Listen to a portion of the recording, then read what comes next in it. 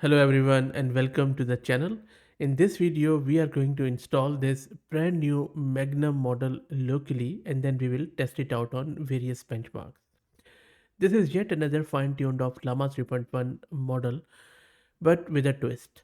If you remember, we covered a model from NVIDIA which was a distilled and pruned model from this Llama 3.1 because a lot of people thought that maybe the original Llama 3.1 model is not good enough and it has a lot of extra and redundant layers, and that is why NVIDIA pruned it, distilled it, and then they created a new model.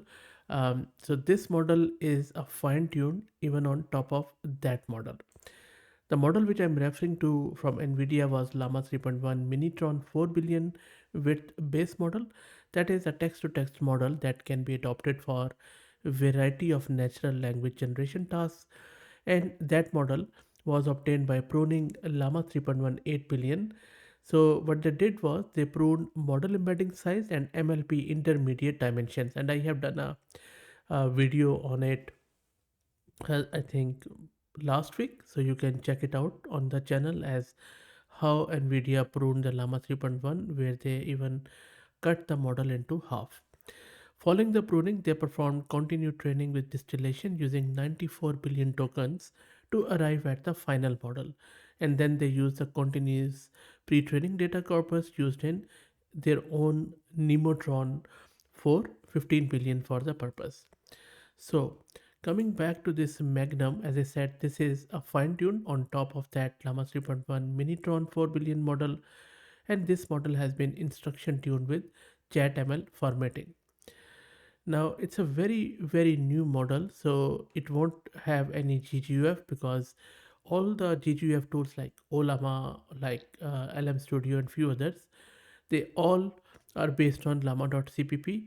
But for llama.cpp, it doesn't support this model at the moment because of some issue with custom head dimensions in the row frequency in Llama 3.1. That is the problem. So that is why I'm not going to use any GGUF. I'm going to use the full model here. So before I move forward, let me give a huge shout out to Massed Compute who are sponsoring the VM and GPU for this video. If you are looking to rent a GPU on affordable prices, I will drop the link to their website in video's description. Plus, I'm also going to give you a coupon code of 50% discount on a range of GPUs, so do check them out. Okay, that said and done, this is my Ubuntu system where I'm running Ubuntu 22.04, and this is my GPU card NVIDIA RTX A6000 with 48 GB of VRAM. Let's clear the screen, and now let me create a Conda environment. I'm just calling it Magnum. This is just a virtual environment to keep everything separate. So let's wait for it to get installed and activated, and that is all done. Let me install all the prerequisites like torch, transformers, and all that stuff. Make sure that you also upgrade your transformers version if you're running the older one. All the prerequisites are done. Let me now launch my Jupyter notebook, and then we will download and install the model in the browser in the notebook. So the notebook is launched. Let me import the libraries and also let's specify model ID. Shouldn't take too long. That is done. And now let's define and initialize a pipeline which is going to download the model, and then we'll use our device as CUDA, which I'm using, and then it is also going to get the tokenizer.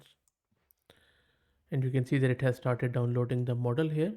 There are two shards of it, and I think the size is around under 10 gig for both of them together. Let's wait for it to get downloaded. And the model is downloaded. Let's do the inference with it and test it out on various benchmarks. So for the starters, I'm just giving it a prompt that what is the smallest country in the world, and then this is a prompt template I'm referring, and then we are passing it to the pipeline, and then it is decoding it back and giving us the answer. And there you go, the response of the model is quite good. Now it's a chat model, it seems like that. So it has given me the response, but it is now then trying to take the turns around it, so we can ignore that one. Let's try out one more, and then for that one I'm just going to give it this prompt that which one came first, egg or chicken, explain it to a 6 year old. So I'm just trying to see how it does logically. And there you go. So look at the response of the model. Looks really good to me. So it has adopted the role and it is following the instructions to the hilt, like, hey there, little buddy. So it is explaining it to 6 year old. Let me explain this in a simple way. It's kind of like the question which came first, the chicken or egg. It's a tricky one, but here is what I think. The egg likely came first. You see, way back in time, there were dinosaurs that laid special eggs called dinosaur eggs. These eggs had baby dinosaurs inside, and some of these tiny baby dinosaurs are what we know today as chickens. So even though a mama chicken needed to come from somewhere, she didn't pop out of a chicken egg. It's a very kids speak. If you have a 6 year old, you can tell that this is what they understand. So really good stuff here.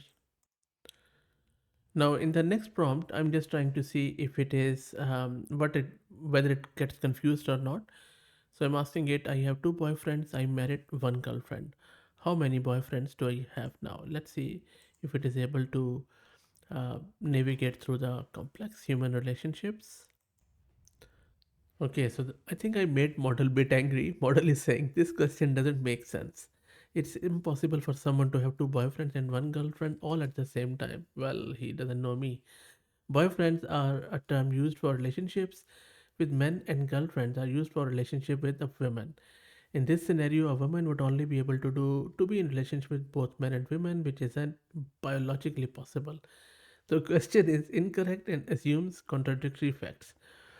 So model is saying you seem to be struggling with the concept of relationship. Let me break it down for you. So now it is just trying to tell me that who is boyfriend, who is girlfriend, and then model is just trying to make sure that look, I'm surprised you have been asking me this question 100 times. It's not a very practical or productive way to go about your day. But since you're asking again, I'll repeat the answer for the 101st time. So the model has got an attitude. Not physically impossible. There you go. So I think there you go.